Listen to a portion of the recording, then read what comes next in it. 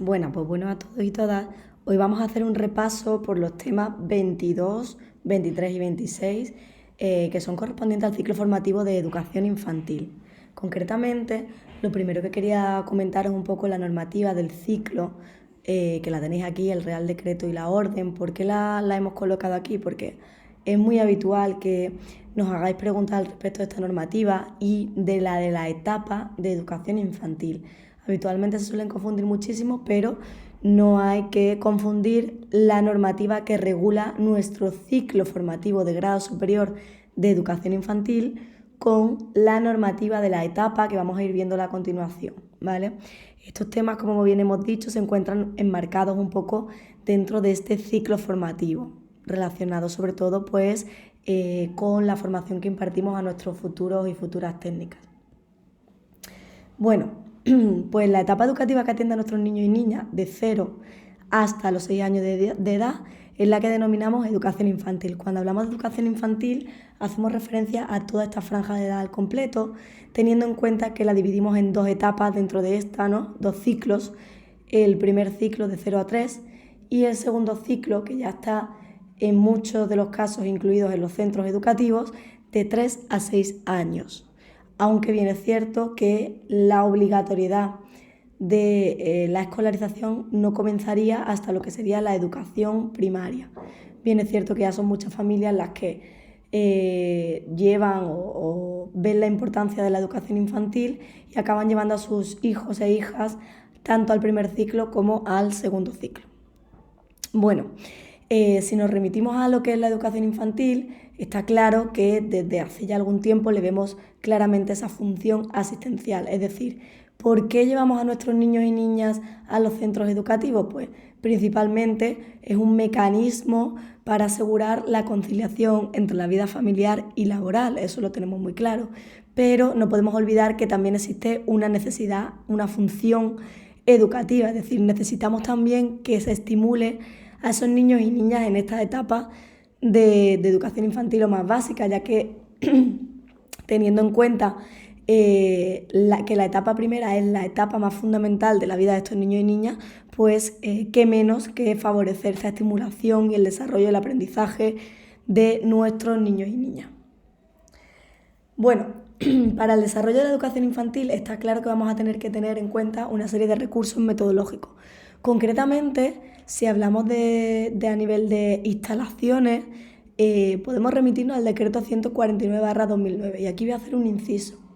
Como ya hemos explicado en algunas ocasiones en las clases, este decreto estamos a expectativa de que sea transformado, ya que existe un real decreto que regula la etapa, pero no existe un decreto andaluz, sino que existen unas instrucciones que permiten ahora mismo el funcionamiento de la etapa de educación infantil. Sin embargo, es bien cierto que este decreto sigue apareciendo en la página oficial de ADIDE, de la Junta de Andalucía, pero estamos en espera de cambiar. Igualmente, lo que se nos explica en los temas con respecto a los recursos a las instalaciones que tenemos en educación infantil son especialmente recursos que vienen a concretar los requisitos referidos a las instalaciones y condiciones materiales.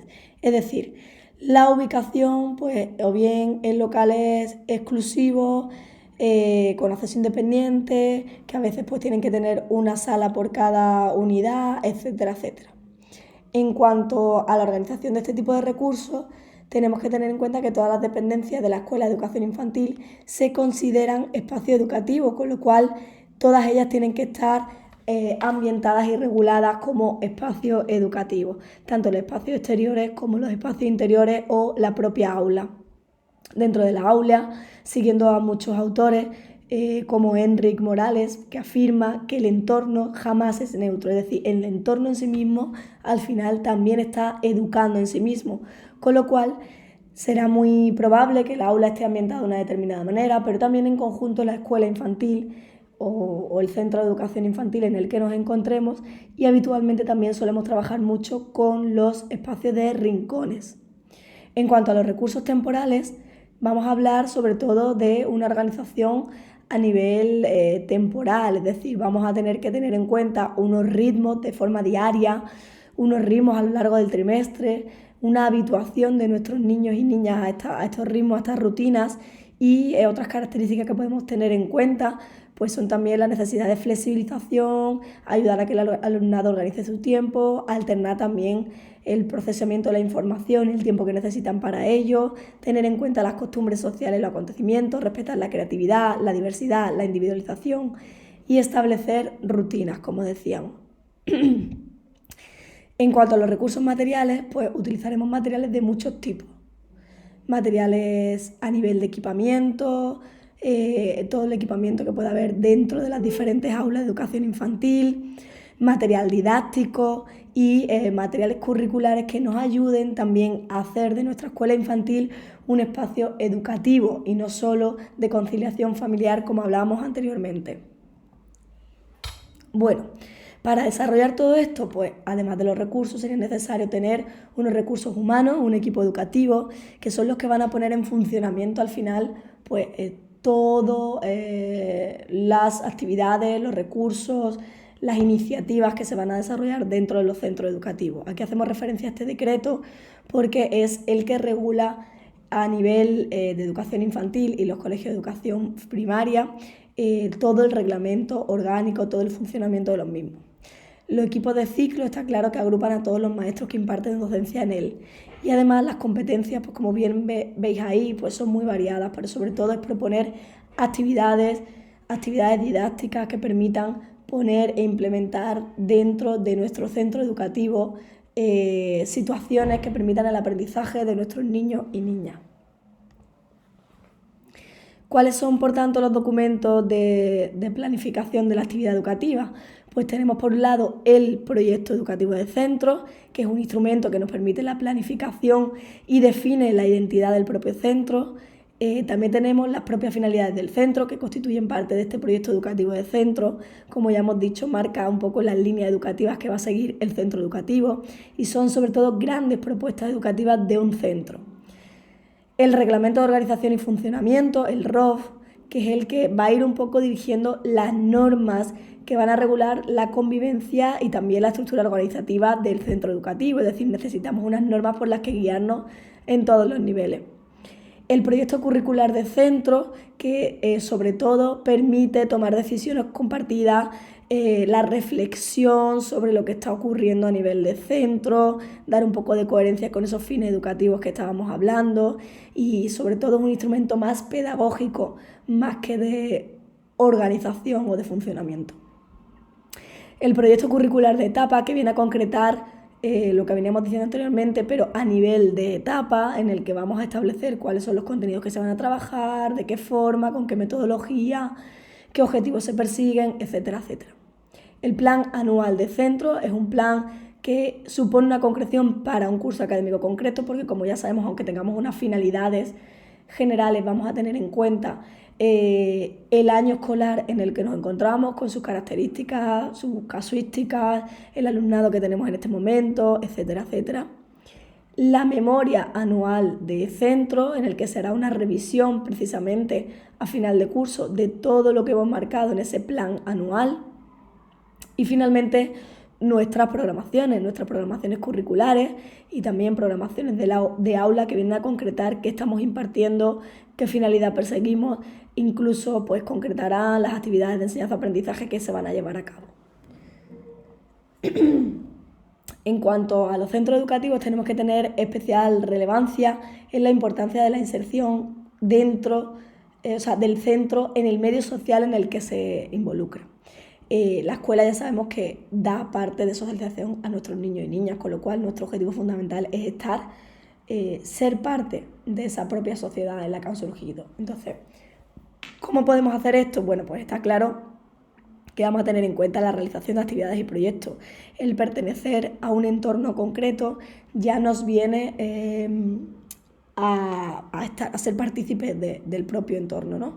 Pero también tenemos el aprendizaje-servicio como un punto muy importante hoy en día. Os he puesto aquí un enlace en el que pues podemos pinchar un poco y veremos qué es el aprendizaje-servicio. Al final el aprendizaje-servicio no es más que aprender, como dice aquí, haciendo un servicio a la comunidad, es decir, serían proyectos que parten del centro educativo, pero que se ponen en marcha al servicio de la comunidad y en colaboración pues, con el resto de ciudadanos que también pertenecen a esa comunidad. Es decir, no considerar a la escuela como un entorno aislado, sino considerarlo como parte de la comunidad.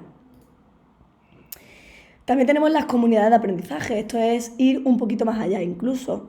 Vamos a ver que hay comunidades de aprendizaje en las que la escuela es parte de ese entorno, desarrolla no solo un proyecto como en el aprendizaje servicio, sino que todo su aprendizaje, todo ese proyecto curricular y educativo de la escuela está dirigida a la transformación social y educativa. Podéis bichear si queréis un poco en esta página web que os hemos dejado, sobre pues qué es, qué no es, qué fases hay que seguir y un poco cómo esta escuela se puede transformar en una comunidad de aprendizaje puramente como parte de la comunidad educativa. Y por supuesto, ¿cómo forma parte de la sociedad? Pues con la colaboración familia-centro. Es imprescindible para nosotros y nosotras esa colaboración de la familia con el centro educativo, que cada vez se hace más patente, más necesaria para que trabajemos en la misma dirección y para que facilitemos un poco también información entre los dos agentes educativos, como son familia y escuela, para llegar a unos buenos resultados. Bueno, dentro de esa información que se transmite a la familia, dentro de todo lo que sería la información que se va transmitiendo y esa colaboración con entre escuela y familia, podemos hablar que estaría relacionado también con el proceso de evaluación. Tenemos que hacer partícipe a nuestra familia en los objetivos que se van persiguiendo, cómo lo estamos enfocando y también, por supuesto, las modificaciones en los objetivos que vamos haciendo con respecto a nuestros niños y niñas. La evaluación debe servir sobre todo para intervenir, cambiar, mejorar nuestra práctica educativa, la evolución, aprendizaje, etcétera, etcétera. ¿Y para qué se evalúa? Bueno, pues algunos autores nos explican que se puede evaluar pues, para verificar el grado de consecución de las capacidades que se están desarrollando. Orientar de manera que la intervención educativa se vaya ajustando a peculiaridades, es decir, si tenemos que hacer ajustes en nuestra intervención, la evaluación nos ayudaría a ello. Y sobre todo mejorar también nuestra parte educativa y ver que es eficaz y eficiente. Bueno, si vemos cómo desarrollamos la evaluación, principalmente siempre hablamos de 3 tipos de evaluación. La diagnóstica al principio, ¿para qué? Pues para adecuar nuestra intervención a niveles reales, de dónde parte el alumno. La formativa, pues para informar sobre todo el proceso, la toma de decisiones, grado de consecución del objetivo y todas las modificaciones que sean necesarias hacer. Y la final, pues no debería limitarse solamente a los resultados obtenidos, sino que también esta evaluación final, aunque se centre en cómo se encuentra el alumno en una situación final, va a incluir también a todos los agentes del proceso y tener en cuenta el proceso que ha seguido nuestro alumno. Pero lo que tenemos que tener muy en cuenta es que esta evaluación va a ser siempre individualizada, continua y global. ¿Qué instrumento podemos tener en cuenta entonces? Pues bueno, aquí tenéis algunos ejemplos, como la lista de control, la escala de estimación, la ficha de seguimiento, el diario de clase, el anecdotario, los cuestionarios, sociogramas, listados, test, etcétera, etcétera.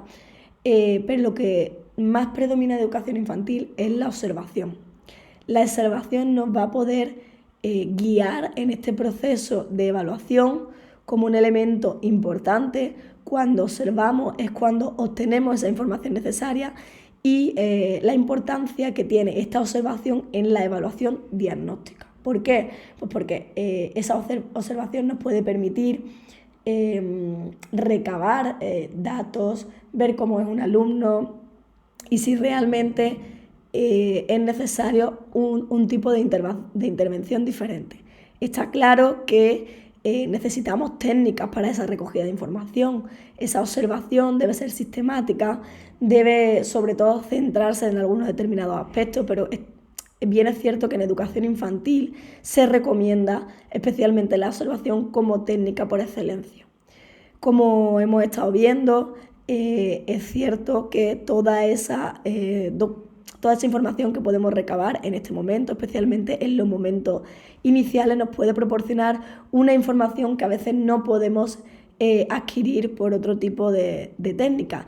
Entonces, aquí es el educador cuando se convierte en un observador de la clase, del alumno o de la alumna, para ver un poco cuáles son las situaciones que tienen lugar a lo largo de la jornada escolar y sobre todo cómo se puede intervenir en ellas o cómo deberíamos intervenir en ellas. Es aquí cuando tenemos que centrarnos en esa observación como una evaluación diagnóstica, también como parte de información a la familia y a otros agentes que ya hemos dicho que tiene que haber una estrecha colaboración con ellos, y también, y no menos importante, sería la atención al alumnado con necesidad educativa, es decir, a través de esa observación, con esa evaluación diagnóstica y ese feedback también a las familias que nos pueden ofrecer mucha información, cuando vamos a detectar estos alumnos que en un principio podrían tener algún tipo de necesidad educativa. Por eso la etapa de educación infantil es una etapa muy de observación. ¿Y qué sería entonces la diversidad? Bueno, pues la diversidad no es más que una característica que tenemos los seres humanos, que cada persona pues tiene un modo especial de pensar, de sentir, de actuar, pero es algo que está en nosotros, unos patrones cognitivos diferentes, afectivos, conductuales, etcétera, etcétera, etcétera. ¿Cuál es la legislación que vamos a tener en cuenta aquí a lo largo sobre todo del tema 26 y de los temas que hemos visto anteriormente, 22 y 23? Pues por un lado la LOE modificada por la LOE, nuestra Ley de Andalucía de Educación, el Real Decreto 95/2022, que es el que está vigente, a espera de un decreto y teniendo en cuenta las instrucciones que se están desarrollando momentáneamente durante este curso escolar. Y en materia de necesidades educativas tenemos las instrucciones de 8 de marzo de 2017, que son nuestras instrucciones por excelencia para la atención a la diversidad. ¿Qué es entonces NEAE? ¿Qué es entonces una atención a la diversidad en alumnado con necesidades educativas de apoyo específico? Pues bueno, cuando hablamos de NEAE, a veces no sabemos muy bien cómo abordar este término. Es un término que ha ido haciéndose cada vez más amplio y que a veces pues, nos cuesta un poco entender de qué hablamos cuando hablamos de alumnado NEAE. Bueno, pues como ya hemos dicho, incluye muchos factores. Concretamente, ¿qué factores podría incluir? Pues por ejemplo, alumnado con NEE, es decir, alumnado con necesidades educativas, es decir, alumnado con algún tipo de discapacidad reconocida, con algún tipo de trastorno, etcétera, etcétera. También tenemos alumnados con incorporación tardía al sistema educativo, bien por inmigración o bien por algún otro tipo de casuística. Alumnado que requiere medidas de carácter compensatorio de algún tipo. Alumnado de altas capacidades intelectuales y también trastorno por déficit de atención con o sin hiperactividad. Este último ítem se ha añadido recientemente como uno de los puntos a tener en cuenta dentro del alumnado NEAE. Como podéis ver, aquí tenéis un poquito un resumen, ya nuestra LOMLOE, la LOE ya lo venía marcando, entiende que el alumnado NEAE es un alumnado diverso, un alumnado que necesita algún tipo de apoyo, no solamente en caso de discapacidad, como siempre hemos entendido, sino que va más allá, ¿vale? Aquí tenéis un resumen para que lo tengáis pues más visible, cómo realmente vamos a tener una diversidad en nuestras aulas. Esto es lo que realmente a veces nos encontramos en ciclos formativos. No tanto, aunque cada vez más, ¿no? Pero no tanto un alumnado con una discapacidad reconocida, sino alumnado con diferencias y que necesitan algún tipo de apoyo en algún sentido, ¿vale? Vamos a ver, por tanto, ¿cuáles son los recursos que tenemos para este alumnado? Bueno, pues a nivel de recursos podemos hablar de recursos curriculares, como por ejemplo el propio proyecto curricular de centro, que tiene que venir reflejado cómo sería la intervención, nuestras propias programaciones de aula, incluso con cosas tan sencillas como una metodología diversa que puede ayudar a la integración de alumnos con diferentes capacidades, adaptaciones curriculares individuales, en el caso de que fuera necesario y de que lo anterior no funcionara, ¿no? El hecho de poder involucrar a nuestro alumnado con diferentes metodologías. Luego también recursos personales, como por ejemplo el propio tutor o tutora, el maestro de apoyo a la integración, de audición y lenguaje, el maestro de educación especial, en este caso para educación infantil, un educador o educadora, intérpretes de lengua de signos, mediadores comunicativos, educadores sociales, etcétera, etcétera. Y luego también los recursos materiales. Bien es cierto que sí usamos un diseño para todos, lo más inclusivo posible, nuestros materiales pueden ser accesibles a la mayor parte de nuestro alumnado. Pero además de esto, vamos a contar con unos recursos muy concretos, muy específicos de atención a la diversidad, como son los equipos de orientación educativa, por ejemplo, ¿vale? Esos equipos que sobre todo se orientan en el caso de infantil y primaria, que apoyan, asesoran pues sobre todo a las personas, ¿no? A los recursos personales que tenemos aquí, a las personas que trabajan con nuestros niños y niñas con algún tipo de necesidad. Y bueno, sobre todo en la segunda etapa de educación infantil ya se puede realizar una intervención con los niños que así lo requieran. Luego tenemos también los CAIT, los Centros de Atención Infantil Temprana, que sobre todo en la primera etapa se hace una intervención más preventiva en el caso de niños y niñas que puedan tener algún tipo de dificultad, ¿vale? En los equipos de atención temprana se hace la derivación muchas veces a través del centro educativo para que puedan intervenir con estos niños y niñas que pues pueden tener algún tipo de necesidad educativa. Luego tenemos el propio equipo educativo, es decir, como hemos dicho antes, el propio tutor o tutora es un recurso y también el resto de profesionales que participan en el proceso de enseñanza-aprendizaje, y necesitamos estar coordinados con estos profesionales y entre todos para poder intervenir de la forma más adecuada con los niños y niñas con algún tipo de necesidad. Y luego la coordinación con la familia y centro, es decir, no solamente la transmisión de información a las familias, sino también de las familias al propio centro educativo, ese feedback que puede haber por ambas partes para poder intervenir de la mejor manera posible y sobre todo poder llegar lo antes posible a los problemas que puedan ir surgiendo.